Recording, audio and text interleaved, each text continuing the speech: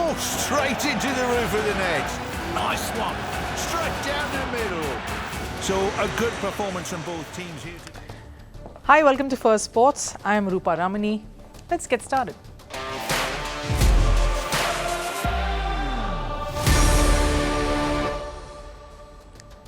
Right on the show today, the Indian men's test team managed to force a result and stay on track for a spot in the final of the World Test Championship after a horrendous start, with the organisers facing flack for a rain-hit second test match. This was against Bangladesh. What was their biggest strength and plan of action? And why was Michael Vaughan, the former England cricketer, trolled for a tweet? All of that coming up on the show. We have loads of news from football.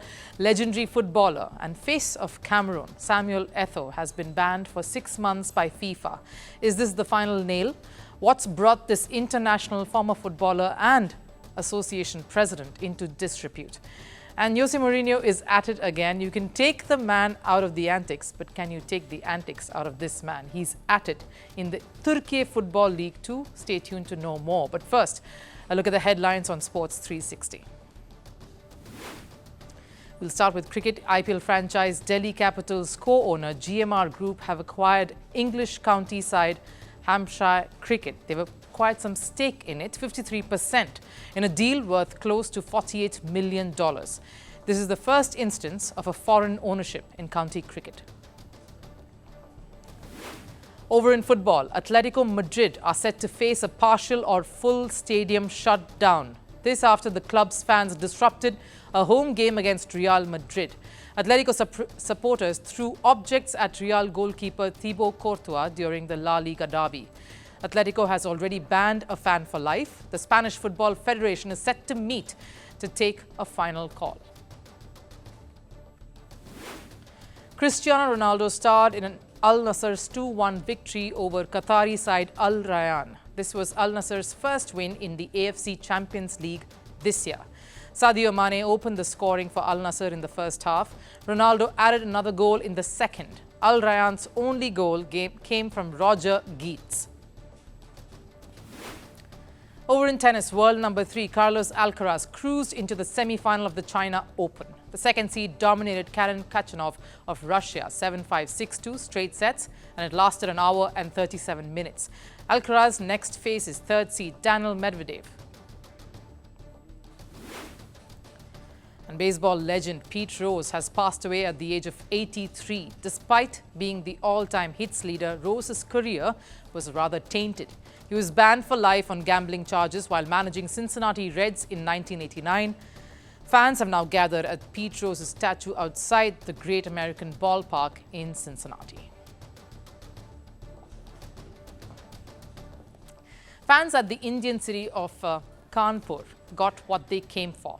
Despite no cricket being played on close to 3 days, and organisers facing a lot of flack for a shoddily conducted test match, we have a result between India and Bangladesh. India has won the second test and have a clean sweep over the visitors in the 2-test series. 2 things to reflect on. 1.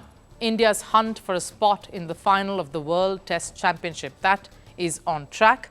And second, the manner in which India forced a result with just under 2 days of action. The biggest talking point in this test has been the cricket that they ended up playing, that India ended up playing on day 4. The attacking mindset when India came out to bat for the first time in this match was incredible. They knew there was just a little over a day's worth of play left in the test, and they shouldn't just be hanging around. The whole concept of the art of test cricket was turned on its head, and Captain Rohit Sharma, in fact, led that charge. His 2 sixes at the start to kick his innings off really set the tone for the entire Indian batting. It was a collective buy-in from the batting group. From GG's point of view as well, we decided let's see if we can take the game forward as fast as possible, and you need a leader from the front to do that. Rohit has done it so many times for India, and to go first ball bang 6 just to make his mark in that fashion.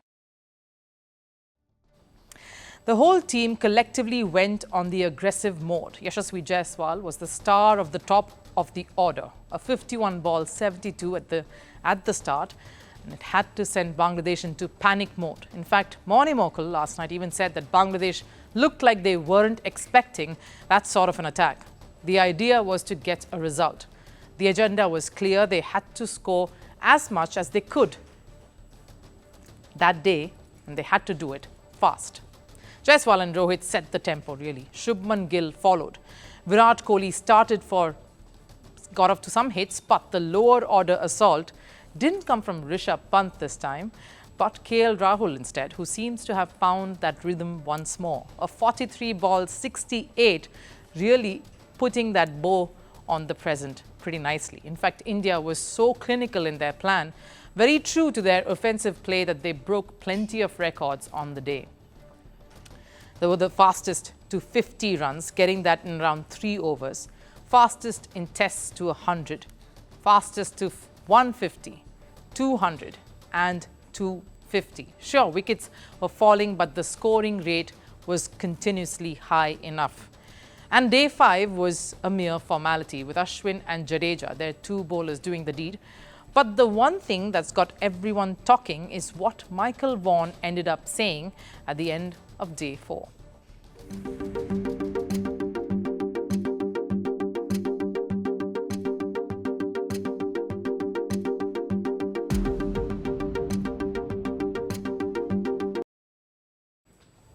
Yes, he said India was basically following England's Baz ball theory. Vaughan knew what he was getting into, laying the bait out there, but he probably didn't expect to be trolled as much as he actually was.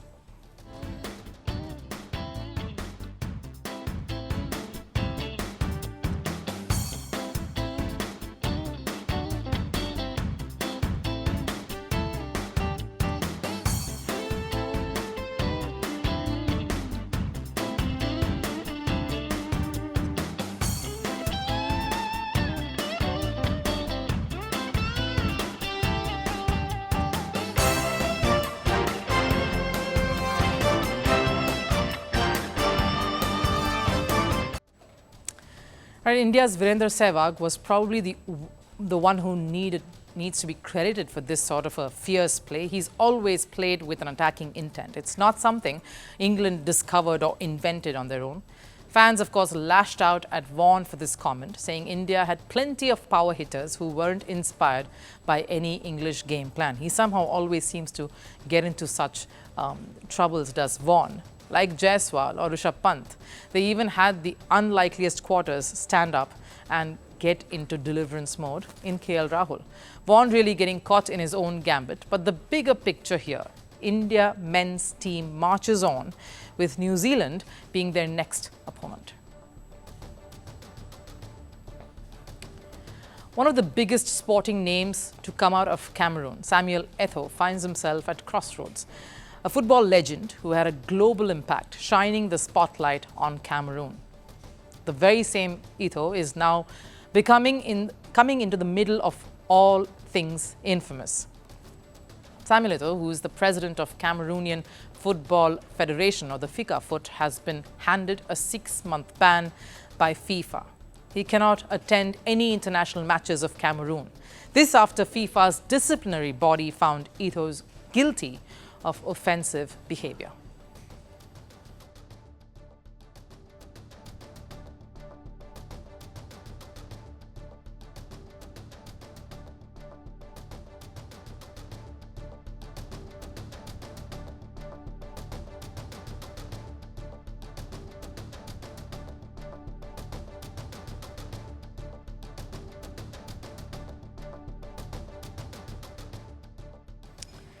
Reason for the ban: FIFA had enough of proof of Eto'o misbehaving in a women's under-20 World Cup match between Cameroon and Brazil. It's reported that Eto'o put pressure on the referees during the round of 16 game, a match that Cameroon lost to Brazil 1-3. It's believed that Samuel Eto'o was furious over a penalty decision, which resulted in Brazil's comeback into the game and an eventual victory. It's understandable to be upset about a refereeing call. Sport has seen many examples of that, but you don't show dissent or force to the extent that you are banned by the governing body. That's unbecoming behavior from a legend. But here's where it gets murkier for Eto'o. This isn't the first instance of things going south, and Eto'o being in the middle of it all. Ever since he took charge of FECAFOOT in 2021, controversies have repeatedly followed the former Barcelona player. Recently, Eto'o was involved in a controversial spat with national team coach Mark Bryce. The duo was involved in a massive argument. The cause for the row, Eto'o was furious because Bryce's appointment hadn't come from the Football Federation.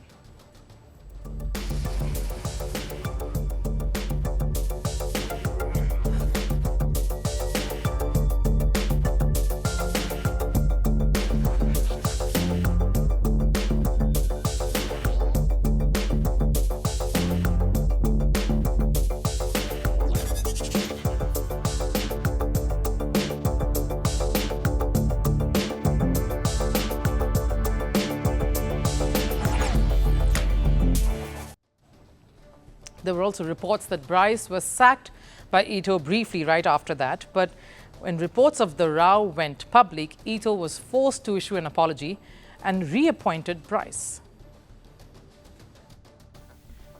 I apologize because during our first unfortunate meeting, there was a lot of emotion. But the Cameroonian people are more important than us, and it is for them that we must work. Your mission is not an easy one, despite your qualities and experience, but you should know that you will have our support. And while the Bryce incident ended rather amicably, to the public eye at least, some of the past incidences have not. I'll give you another example. A few months ago, Eto'o was fined $200,000 for signing a brand deal with an online gambling firm. The Cameroonian was accused of ethics violation.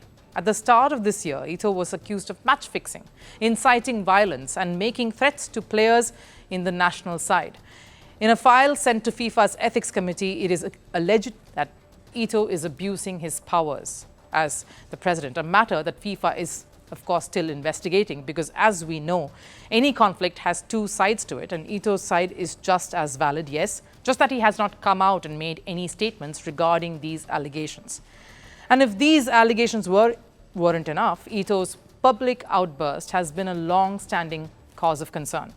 After the South Africa versus Brazil 2022 World Cup match, the former Chelsea striker was involved in an altercation with a fan.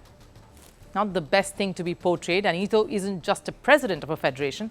He's a legend of the game who represents Cameroon football at the international stage. He has been part of Cameroon's golden generation, an Olympic gold medal in 2000, 2 Africa Cup titles, and at the domestic level too, 4 domestic league titles in Spain and Italy, and 4 Champions League crowns. Accolades enough to earn at least 1 Ballon d'Or, which he never did. He was consistently nominated for the trophy, though, for years during his playing career, even finishing 3rd in 2005. He is one of the greatest footballers to grace the game. But currently, grace is surely not the word that you could see yourself associating with all of this that Eto'o finds himself in. Because as the president, he has the opportunity to revolutionize Cameroon football. A player who has been on the ground, experienced the struggles and challenges, seen the problems footballers have had up close and risen through the ranks, beating all of that. Eto'o has the chance to bring about a change in the system currently, especially at a time when Africa's sporting culture is under the scanner.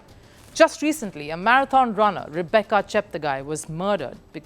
That became the latest of a string of a worrying pattern of female athletes in Africa being killed. Even a world champion, Agnes Tirop, was killed in her own home. And now these ugly allegations against Eto'o are just continuing to drag Cameroon football further down.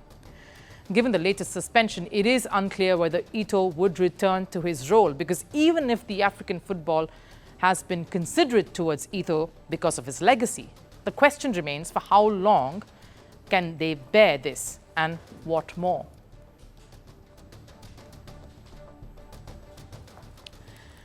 Football is the artistry of 2 components, magic weaved by legends like Cristiano Ronaldo, Lionel Messi, Diego Maradona, Pele, to name a few, and of course tactics of geniuses like Alex Ferguson, Pep Guardiola, Zinedine Zidane, Jose Mourinho.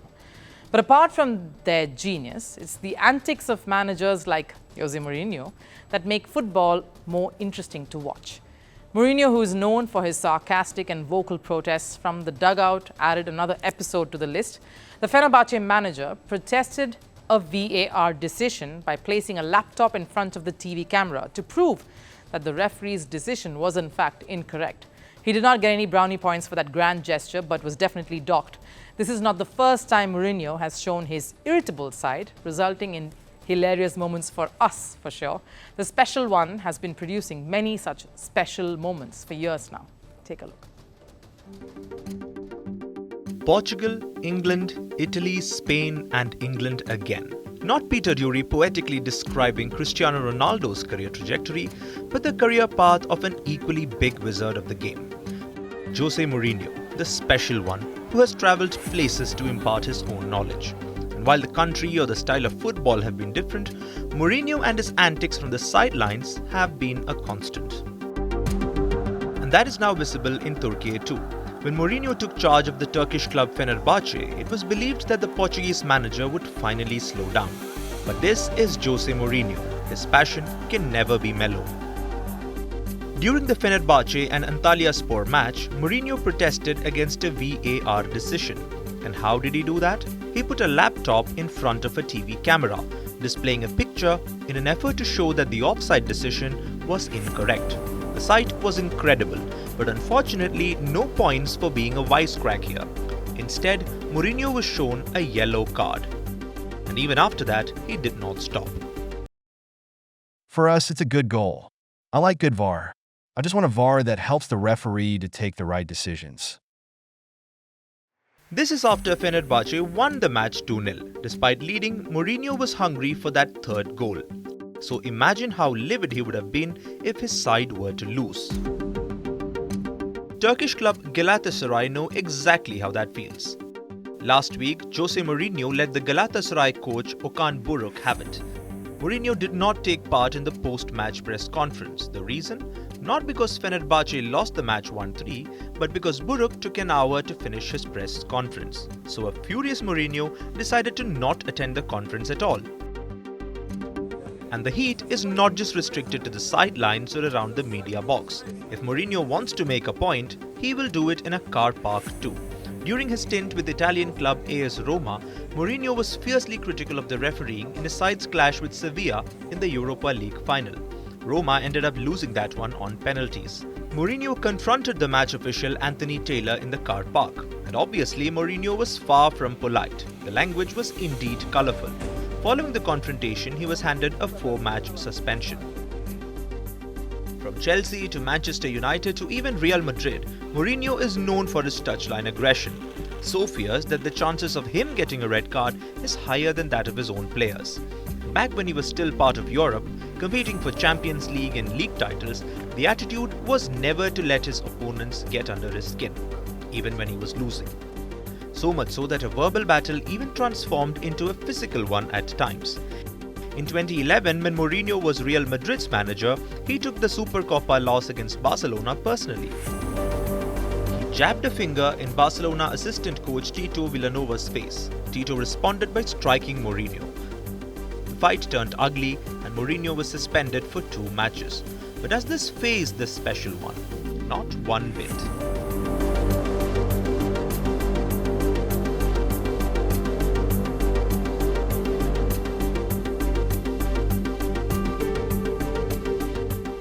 Mourinho pointing out the number of times he has been suspended. Yeah, sure, we just need to multiply that with 100. But it is this aggression that makes Mourinho the special one. His never-ending desire for perfection and that thirst to stay on top wherever he goes. And now the chapter continues in Turkey too. Maybe this is just the start of some more crazy Mourinho moments to follow. He's only sounded a warning for the officials, the players and the journalists too.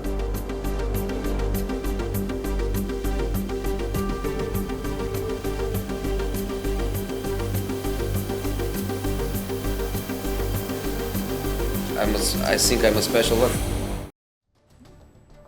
The rarest of rare moments occurred in North Korea. The leader Kim Jong-un was seen smiling during his interaction with the women's under-20 football team, the same who won the World Cup a historic 3rd time. So definitely had to make it to our last serve.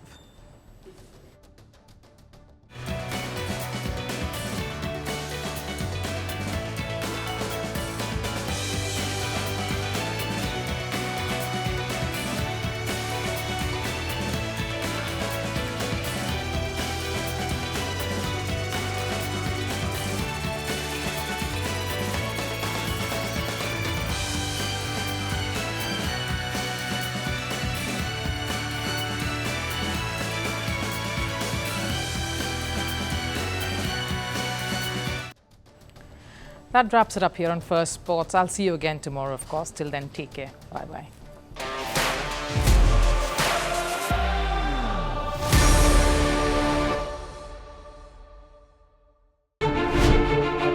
Firstpost decodes the U.S. election, explains how America chooses its president. Your primer on the race to the White House. Everything you need to know about how America votes and its global implications. U.S. Election Explained. Every Monday and Thursday only on Firstpost.